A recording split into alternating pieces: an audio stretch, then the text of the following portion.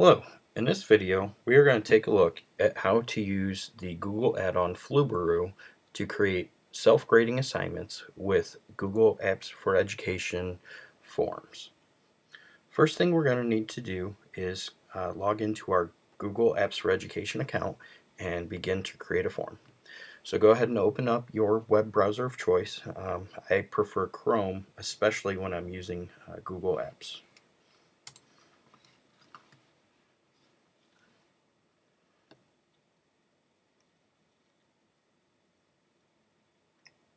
And if this doesn't pop up as soon as you go to sign in, go to drive.google.com. It's asking you to sign in, so go ahead and sign in with your account.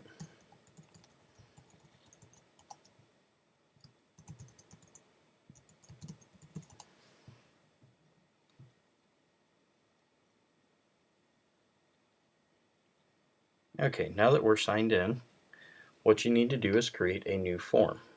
So click on New, come down here and hover over More, and you'll see this window pop up, and go ahead and click on Google Forms. These assignments are great for formative assessment tools. Alright, first thing we need to do is give our form a name. So you can either do that by clicking up here or clicking right in here. And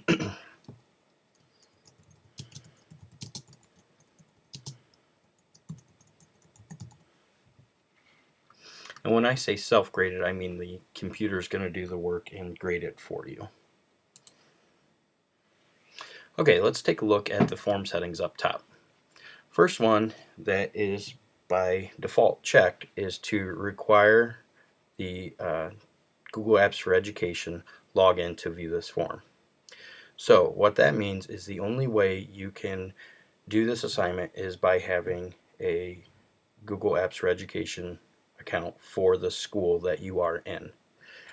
So if you want to make it so nobody outside of your classroom, or I should say outside of your school, can log in and take this, go ahead and leave that checked. If you're okay with it, you can uncheck it. That's great for if you're doing forms or something for your families that wouldn't have an account with your Google Apps for Education. Next is automatically collect respondent's username. What this is going to do is if this is checked, the student has to log in with their account. This is going to go ahead and collect their username as well, so you can verify that your student has taken this. Progress bar at the bottom of form pages is going to tell your students how far along they are in the assignment if you have multiple pages. Only allow one response per person. If you require the login, you can make it so each student can only take the assignment once. And shuffle question order is going to do exactly that. It's going to change the order of the questions from student to student. So for this, I'm going to go ahead and uncheck this.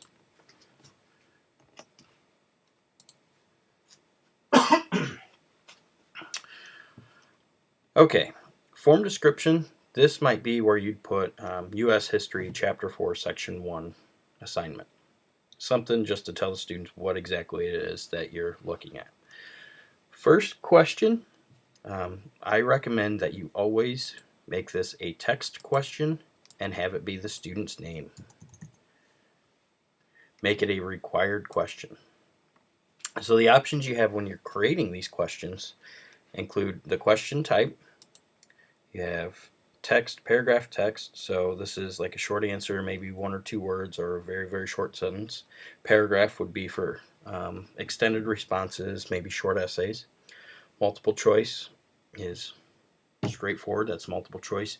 Checkboxes would be if it's more than one answer applies.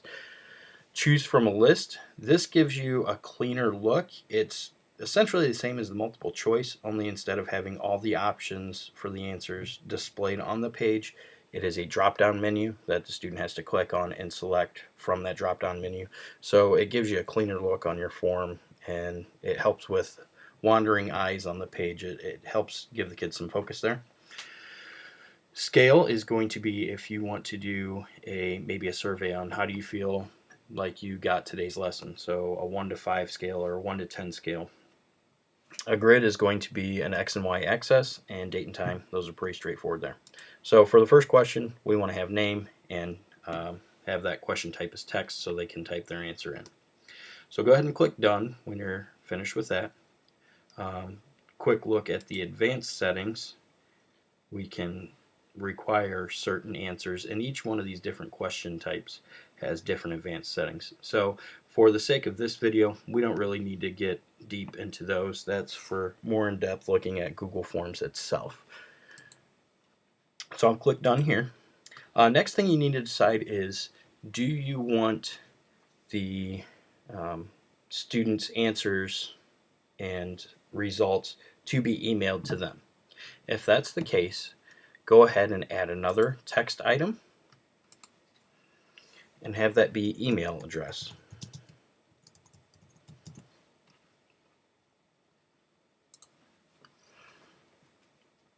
Alright, now let's just throw in a couple questions here. I'm going to do a multiple choice question. Who was the first president of the United States of America?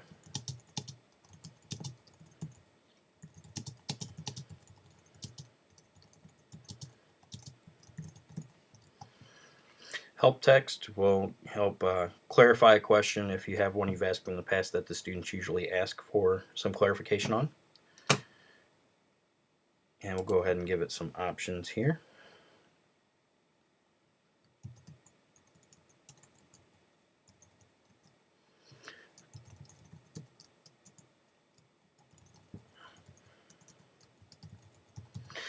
Now when you're using Flubaroo and Google Apps, you don't have to worry about putting which one of these is the correct answer. You need to decide if you want every student to answer every question. You'll need to hit this check box next to required question. This makes it so the student cannot submit the assignment until every question with this little asterisk has been answered.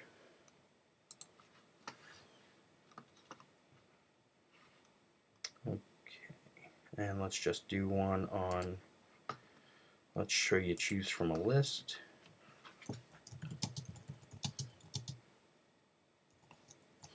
I'm making this video in July.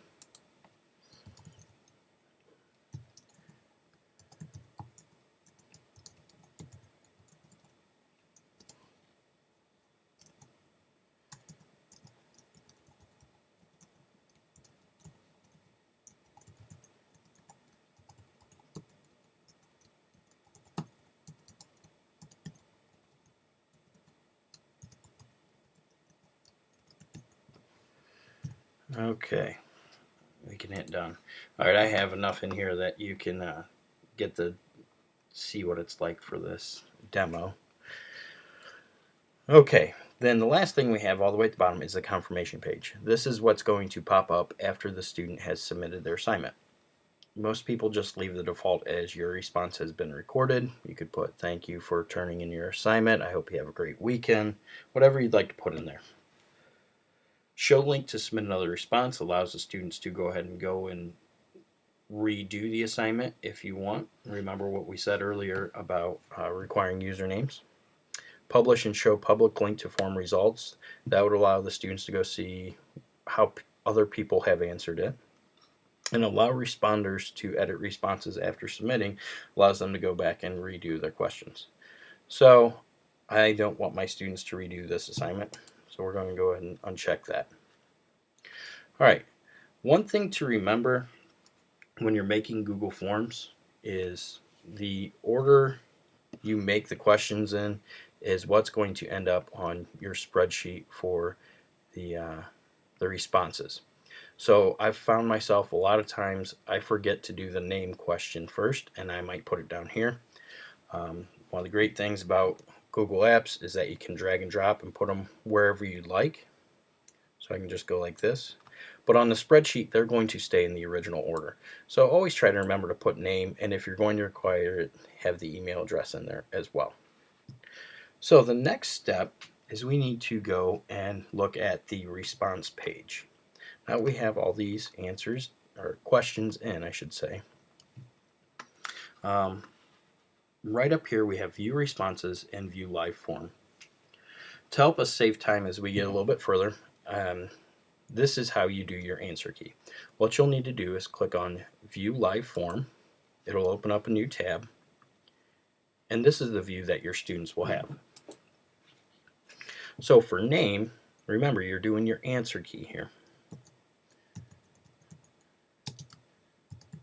If you put in answer key or key, something like that, so you remember that these are the ones where you put in the correct answers. Email address, you don't have to put that in, but I'm going to show you using this account.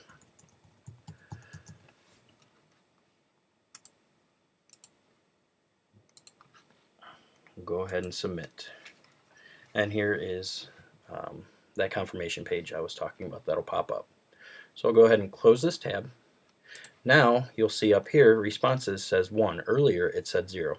So we can click on view responses, and it's going to ask you, the first time you've been in here, it's going to ask for a response destination. So we can have it create a new spreadsheet, or we can have it go into an existing one. An existing one might be handy if you have a spreadsheet for specific classes. I'm going to say we want to use new spreadsheet each time. And here's a check box for always create a new spreadsheet. Go ahead and create.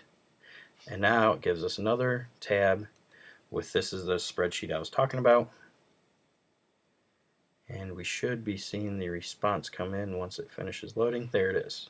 Okay, we got a timestamp. The name is the answer key, like I said. Here's the email address. Who was the first president? We know that was Washington, and I told you that we are currently in the month of July as I am making this video.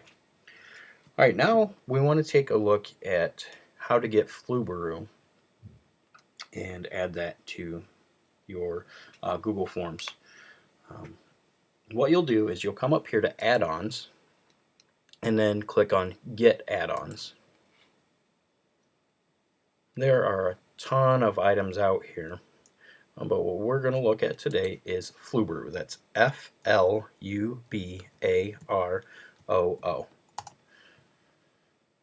And here it is.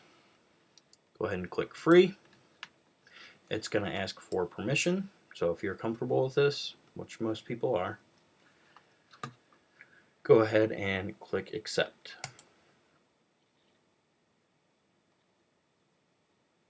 Always make sure you're reading over those permissions to see exactly what you are being asked to give the add-on permission for. And here's Flubaroo telling you a little bit more about itself. Once you've collected student submissions in this sheet, choose Grade Assignment from the Flubaroo menu to grade them. And if you want to take a look at sample submissions, you can go ahead and look at this here. So what I'm going to do is I want to set it up to automatically grade for me. So I'm going to click on add-ins, hover over Flubaroo. I'm going to come down here to advanced, and I want to enable auto grade.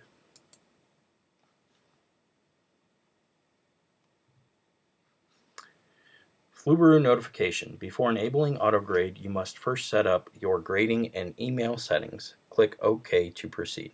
So I click on OK. Step 1. It's going ahead and pulling the questions from your form, and it's automatically pulling over these grading options. So if it identifies student, you're not going to use that for any point value. You could, but for the sake of this, we're just going to have identify student, and the email address, same thing, identify student. Your other options, you can do 1 to 5 points, and there's also a skip grading. So like earlier when I was saying with the scale, like how do you feel you got today's lesson? You wouldn't necessarily want to grade the student's response on that. So you can go ahead and have skip grading for questions such as that. You're the teacher, you know what you want with your assignment, so that's all up to you. When you have this set up the way you like, go ahead and click on continue.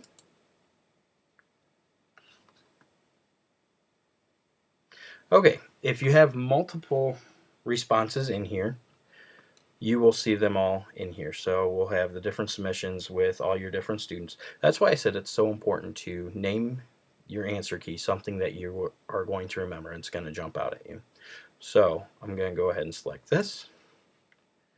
And after I select that, continue comes up. And here's the options to email grades.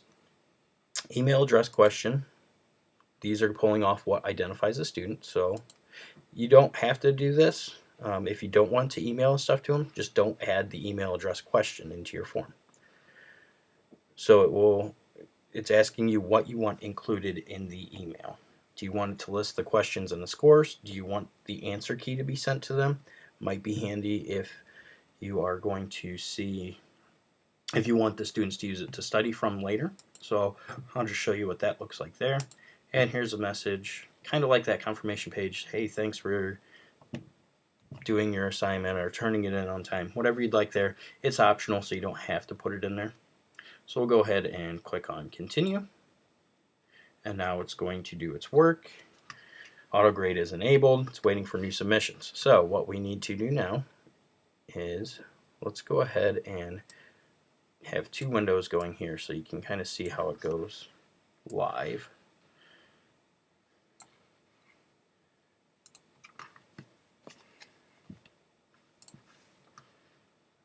View live form. Let's do this in a separate window as well.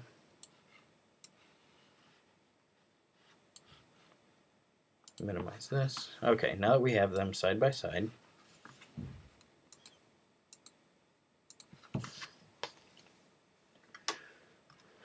we'll put in a name. I'm going to use that same email address so I can log in and show you how that comes over to the student. I'm going to go ahead and answer this one incorrectly. Answer this one correct. And we hit submit. And any second now we should see it popping up over in this window. There it goes. So now that the auto grade has gone, you'll see student submissions was there by itself, but now that we have one answered, there's now a separate sheet for grades. So we can go ahead and close this now. And this is what Flubaroo is going to look like. We'll click on grades. Here's a quick summary. Here is this student's answer. The total points they got was a 50%. I answered one right and one wrong. It's letting me know that it emailed the grade. Here is the wrong answer, one that I got 0 points on, and here's one that I got correct. This is kind of the average for the class. So for formative assessment, you can kind of see at quick glance how many of your students got each question. You can also set it up for different percentages so that it will change the color for you, so that red lets you know that they had a low grade. If it's black, it's in the range that you'd like them to be. Alright, so let's take a look at the email side of things.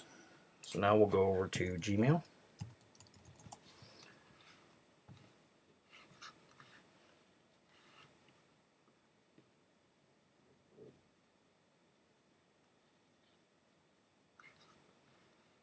Okay, and here we have the no reply. Here's your grade for the demo self-graded assessment.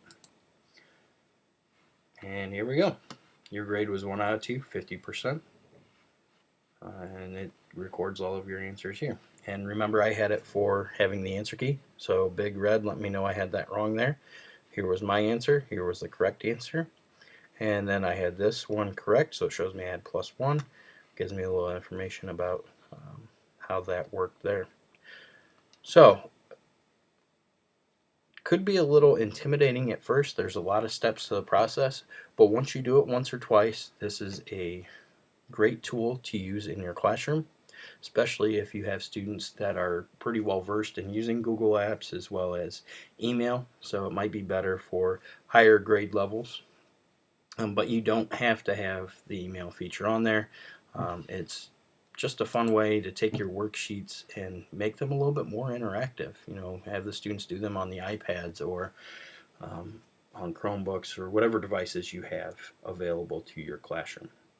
So thanks a lot for checking out this video. I hope you enjoyed it and got something out of it, and enjoy using Flubaroo.